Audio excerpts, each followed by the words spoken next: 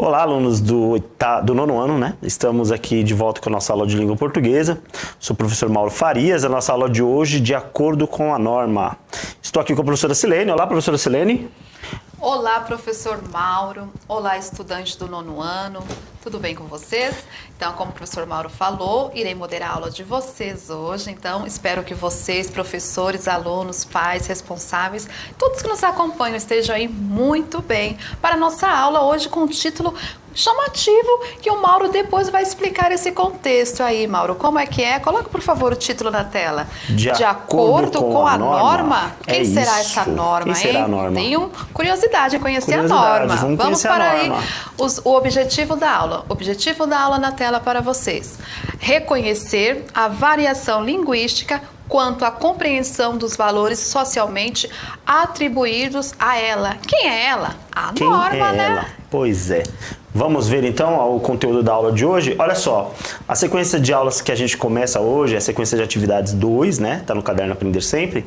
E a gente vai trabalhar um pouco sobre essa questão da normatização da língua, né? E as outras variantes que compõem a nossa linguagem. Então, o que existe? As diversas variantes e os contextos de utilização. A gente vai abordar um pouco isso daqui para poder a gente desmistificar algumas falas. O conteúdo de hoje está na tela para vocês. Olha só, conceito de certo e errado, veja que eu coloquei entre aspas, adequado e inadequado, uma língua, vários Brasis. Aí quando eu falo Brasis, estou falando de vários países, né, dentro de um único país, de vários povos, várias formas de dizer dentro de um único país, né? Variações linguísticas em registros escritos. Vamos prosseguir então. Eu acho que o negócio hoje vai ser bem legal. Nessa sequência vai ser legal porque, inclusive, a gente vai falar muito da norma, né? E nossa, eu fiquei apreensiva e curiosa para saber quem é a norma. O normando, não sei. Alguém vai aparecer aí, tá? Pronto. Gente, para começar, vamos lá. Para começar, põe na tela. Leia este bilhete e comente sobre o conceito de uso da língua. Então, leia o bilhete e comente sobre o conceito de uso da língua, né? O conceito da utilização da língua por nós falantes, né? O bilhete é o seguinte: querido filho, venho por meio desta solicitar que, ao despertar, não se esqueça de executar as tarefas combinadas, senhora sua mãe. Então vamos lá, vou dar 30 segundos, acho que 30 segundos tá bom. Não, vamos dar um minuto, vai, um minutinho, para vocês conseguirem elaborar algum comentário sobre o uso da língua neste bilhete, tá? Um minuto.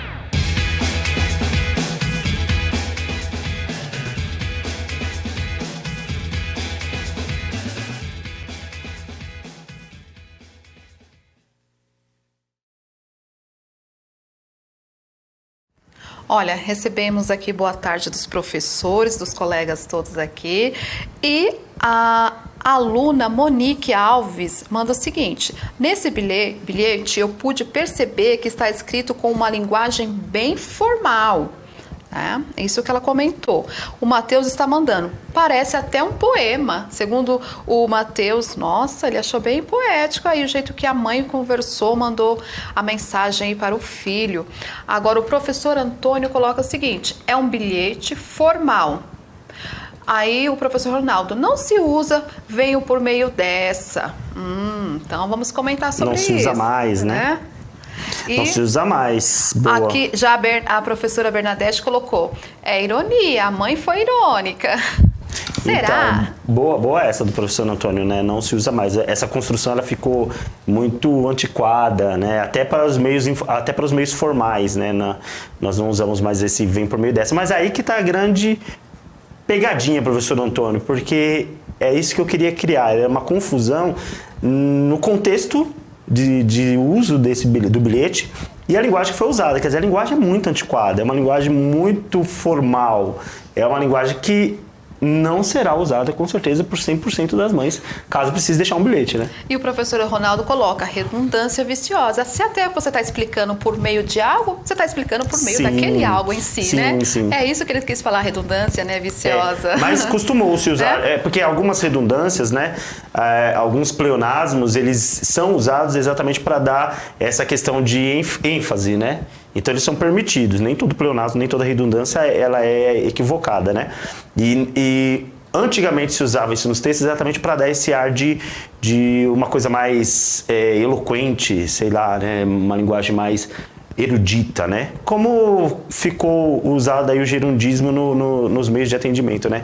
A ideia era trazer uma linguagem mais rebuscada e acabou que ficando um vício, né? Mas muito boa essa abordagem e essa provocação que causou nos professores e estudantes. Tem mais participações, tá, Pro? Eu vou aqui aproveitar, porque alguns estudantes estão mandando aqui pelas redes sociais, tá? Só o comentário do Matheus, que ele coloca assim, parece um poema, e até a questão do uso de rimas. Ele colocou assim, ó, despertar, executar. Então, essa combinação. Muito legal, Matheus, pela observação. Muito bom. Aí nós temos aqui ó, a participação do Moisés Júnior Vieira, que sempre participa com a gente, né? Ainda não mandou as respostas, mas está desejando aí uma ótima aula. Então, pode mandar também no prof.maurofarias ou nos... Como que é? Seu? O meu é o Félix Silene. Aproveitando, a aluna Edna Evelyn coloca o seguinte, ela é da Escola São Paulo da Cruz, ela é do 9º ano D, e coloca, o vocabulário é rico. Aí poderíamos até comentar sobre isso, professor. Será que existe um vocabulário rico e um vocabulário pobre? Então, a gente tem muito o que falar sobre essas questões das variedades, porque é exatamente isso. A polêmica é essa, né? A polêmica é essa, tá só começando. Vamos lá. Antes da gente começar com a nossa polêmica, então, toda, eu vou deixar aqui outra pessoa que comece com a polêmica, né? Eu trouxe aí um vídeo para vocês, uma pesquisa da FAPESP, falando, quando se trata de português, falado não existe certo ou errado. Vamos assistir ao vídeo e aí depois a gente volta com os comentários.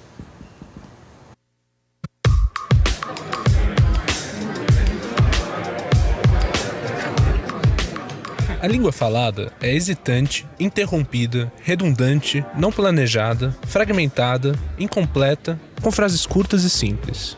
Vamos falando e criando ao mesmo tempo. Outra característica são marcas de discurso ao fim de frases, como tá. Mas você já notou quantos sentidos pode ter essa simples expressão? Uma expressão nominal, tá legal, tá bom, tá ruim. Ou então uma expressão verbal, tá falando, tá falado. Tá chegando aí.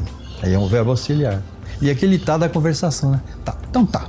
É um marcador de assentimento. Você agora entrou em acordo com uma pessoa e usa esse tá. Mas tá não é aceito como correto, ou é? Vamos dizer o seguinte, e se não aceitar? O que acontece? Não é uma questão de aceitar ou não aceitar, né? É uma questão de entender por que de repente esse verbo estar mudou as suas formas de construção e encolheu. É muito mais interessante ir atrás e tentar descobrir do que dizer, não, isso aí tá errado, isso aí é besteira, imagina, o que é isso? Tá falando muito mal você, com esse seu tá aí, tá? Tá bom? Não são poucos os exemplos dessa transformação. Nas ruas e nas redes sociais, regionalismos, expressões e novas formas de construção da língua são assimiladas ao nosso vocabulário diariamente.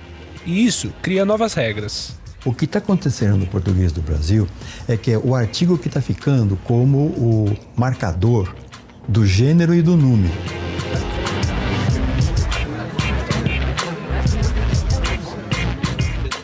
No padrão culto, coloca-se S para marcar o plural no artigo, no substantivo e no complemento. As meninas altas. Já na língua falada, encontra-se exemplos em que se apagou o S do complemento. As meninas alta. Hoje, é possível observar casos em que o próprio substantivo perdeu seu marcador. As menina alta. Nesse caso, o que marca o plural e o gênero é o artigo. Pode ser uma forma de economizar algo que é redundante na língua. Olha só, o vídeo é muito maior do que esse, tá no material de vocês o link, aí quem quiser assistir ele por completo, pode assistir. A gente trouxe só um trechinho, né, para poder falar sobre essa questão de como a língua ela vai variando, né, conforme o contexto de uso, de produção, conforme as motivações, conforme o público que faz uso dela, os contextos, né, Pro? Sim, olha, o professor Ronaldo contribui aqui, ó. Falou assim, é bom, né, ou na maioria das vezes, é bom evitar a redundância, é o indicado, né? Senão fica um texto ou mesmo uma fala prolixa, né? Que você repete, que nós falávamos até um termo na escola, né? Encher linguiça. Sim. Jeito. Então, aí tem os contextos, que é onde a gente vai entrar, né? E aí, só falando sobre o vídeo ainda, lembrar o seguinte, que o professor aí que está falando no vídeo, que está auxiliando, né, nessa questão da pesquisa, ele fala o seguinte, antes de a gente pensar entre certo e errado, pensar por que esses fenômenos acontecem, né? O que motiva esses fenômenos acontecerem dentro da própria língua, né? Porque primeiro a gente parte de um aspecto preconceituoso e vai falando que está certo, que está errado e proíbe, meio que cria uma linha ali de barreira, que daqui você não pode passar, não é aceito, isso é uma agressão à língua portuguesa. Aí a gente fica perguntando, mas quem é que faz a língua portuguesa, né? É uma pergunta que deveria ser feita. Quem é que faz a língua portuguesa? De onde parte esse fenômeno que vai criando novas linguagens? Nós falamos a mesma língua portuguesa que os nossos antepassados lá do início da colônia aqui no Brasil, né? A gente fala da mesma forma, a gente escreve da mesma forma. Então são questionamentos que a gente tem que fazer e verificar como que a história, o tempo e as convivências, né, os contextos de convivência sociais e tal, eles interferem na língua, né, como a gente conhece. Então é essa pergunta, essa provocação que ele deixa. Então ele até fala, assim, se falar que não está certo, o que vai acontecer? A pessoa vai parar de falar, né, simplesmente? Né? A gente não consegue fazer isso, então é bom fazer reflexões sobre isso. Mas a gente vai ter tempo para fazer reflexões. Eu vou pedir a participação de vocês, eu fiz aí um quiz com 2 perguntinhas só, tá? Então, eu vou pedir pôr na tela para vocês, ó. Essa é a primeira pergunta do quiz. A gente vai soltar agora, vocês vão poder participar. Então, quem está aí participando no aplicativo, tem que estar no aplicativo, vai aparecer para vocês e a opção para responder. Então, tem 2 perguntinhas, aí depois disso a gente continua a nossa aula, tá? A primeira pergunta do quiz é essa: por que é possível que todos os brasileiros, independentemente de onde vivam, consigam se entender ou conseguem se entender? Por quê? Que eles, independentemente de onde eles vivem, todos os brasileiros conseguem se entender.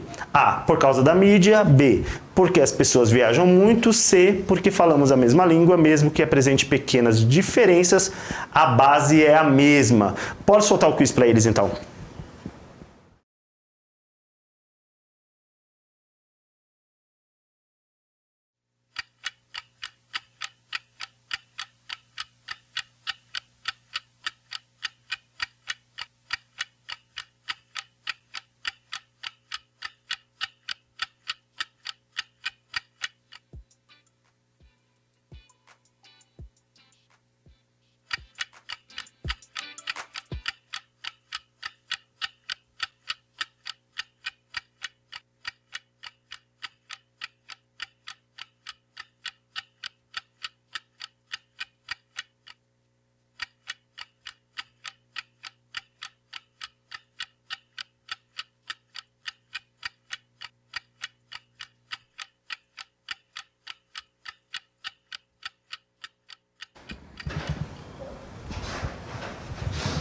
Vamos lá.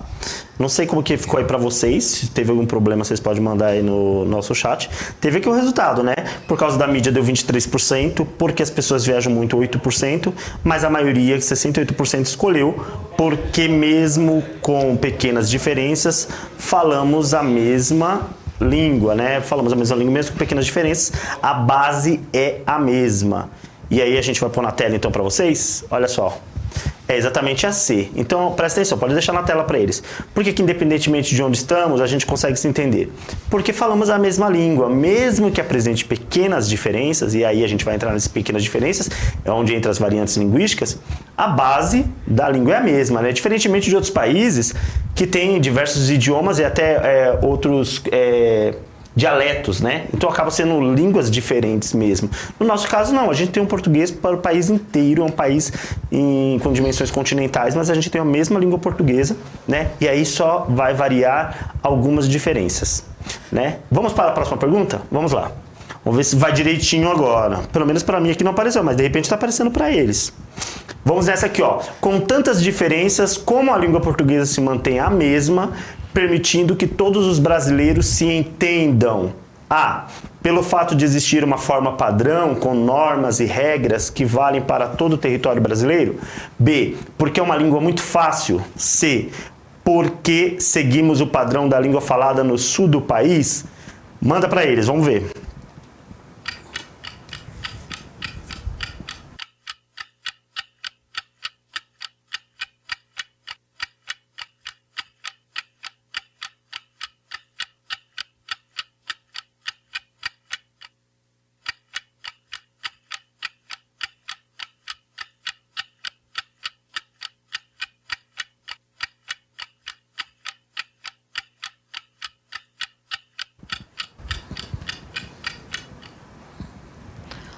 Olha, a maioria das respostas aqui na minha tela sumiu. Vamos ver pelo aplicativo se eu consigo acompanhar. A, 52% das pessoas responderam, né? Pelo fato de existir uma norma padrão. B, 12% e C, 34%. E aí, professor Mauro? E acho que foi uma resposta que não foi tão assim, tipo... Foi a maioria, mas foi apertado ali, né? Porque foi acima de 50, ali 52 e 34 ficou ainda em dúvida na C. Mas aí a gente vai analisar. Por que será que ela tem muita semelhança com a pergunta anterior, né? Por que a língua... a gente consegue se comunicar bem mesmo tendo diferenças, né? É porque a gente tem uma norma, a gente tem uma forma padrão instituída convencionalmente, que está no material didático. Então, independentemente do aluno estar no Ceará, ou estar aqui em São Paulo, estar no Rio Grande do Sul, no Mato Grosso, o padrão, né, do nosso currículo, ele é nacional. Então, acaba que todos os alunos têm as mesmas regras, acompanham a mesma gramática, a mesma forma de composição textual e tal. Então, por isso a gente consegue se entender mesmo com tantas diferenças. A resposta tá aí na tela para vocês, ó. É A, pelo fato de existir uma forma padrão com normas e regras que valem para todo o território brasileiro. Eles mandaram respostas aí à parte, Pro? No aplicativo, eles mandaram, pelas redes sociais, mandaram, no caso, o Moisés, que a primeira acredita que a letra seria C, e a segunda questão, a letra A. Então, letra A. Então, né? Ele mandou bem, né? Correto. O Tom aqui da produção sempre participa com a gente, mandou a letra A para a primeira, não, a letra C para a primeira, desculpa, e letra A para a segunda, mandou muito bem. É isso, gente. Então a participação de vocês no quiz foi maravilhosa. Obrigado aí por participar. Na tela para vocês, agora falando sobre as variações linguísticas e registros escritos, tá? Mas será que essas diferenças linguísticas aparecem apenas na língua oral, na linguagem oral? Vamos ler alguns textos e depois responder ao questionamento apresentado. O texto 1 é um bilhete de novo, tá? Um bilhete da mãe para o filho de novo. E a gente vai ler agora para entender como é que funciona essa questão do uso da língua nos registros escritos, tá? Filho, estou muito atrasada, por isso não fiz seu café. Pega uma fruta na geladeira e come. Não esquece das tarefas e nem de colocar a roupa na máquina. Volto para fazer a comida. Beijo, mamãe. Boa isso aí, né? Sim. Não tá que nem aquele, né? Aquele lá tava muito pesado, bem muito formal, erudito, né? Outro, esse tá mais tava parecendo o texto do STF, né? Aquele lá tá meio estranho. O texto 2, Jeca Tatu. Vamos lá? Mas Jeca, e aí vem essa sinalização que os estudantes já devem saber, né? Quando tem essa chave aí com reticências, é chave, né, que chama, né? Sim. Quer dizer o seguinte, que existe um texto antes disso, tá? A gente pegou um trecho, então antes de começar esse trecho aí já existia um texto. A gente só pegou um excerto, uma parte. Mas Jeca não podia acreditar numa coisa, que os bichinhos entrassem pelo pé. Ele era positivo e dos tais que só vendo. O doutor resolveu abrir-lhe os olhos. Levou-o a um lugar úmido atrás da casa e disse: tire a botina e ande um pouco por aí. Jeca obedeceu. Agora venha cá, sente-se, bote o pé em cima do joelho, assim. Agora examine com esta lente.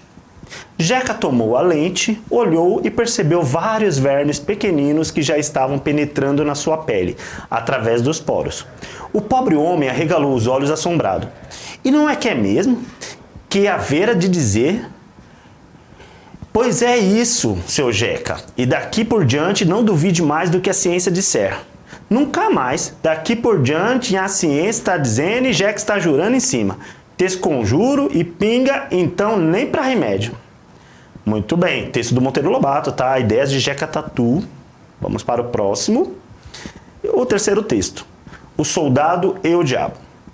Contam que, em outros tempos, há milhares e milhares de anos, quando nada existia do que hoje existe, viveu em certa cidade um rico fidalgo, o Barão de Macário, tão poderoso e opulento, quão orgulhoso e mau.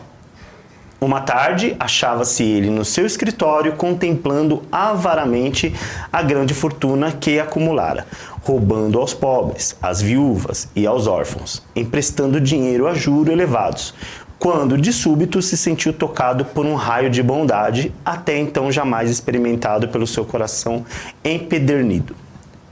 Lembrou-se que já estava velho e que com aquela idade nunca fizera o menor benefício a pessoa alguma, sem ter dado jamais uma única esmola sequer. Arrependeu-se então do seu passado. E aí tem uma sequência do texto. É só um trechinho, é até bom que é legal, estava empolgando, né? De repente eles vão querer ler a história. Tá tudo aí no link do material, vocês podem olhar. Beleza, então nós tivemos 3 registros escritos aí, com 3 gêneros textuais diferentes, né? Nós tivemos o bilhete primeiro, depois tivemos ali o romance, né? A história do Jeca Tatu, e aí depois esse conto que a gente leu um trechinho dele. Muito bem, a pergunta é a seguinte, chat, atividade. Aponte a intencionalidade comunicativa dos textos, e aí quando eu falo intencionalidade comunicativa qual é o objetivo comunicativo desses textos que nós lemos, de cada um deles, justificando a variedade linguística utilizada em cada um. Ou seja, se nós sabemos o objetivo de cada um deles, por que se usou a variedade linguística que foi empregada em cada um deles? É uma pergunta que demora um pouquinho aí para poder responder, então vou dar 1 minuto e meio para vocês mandarem a resposta para a gente.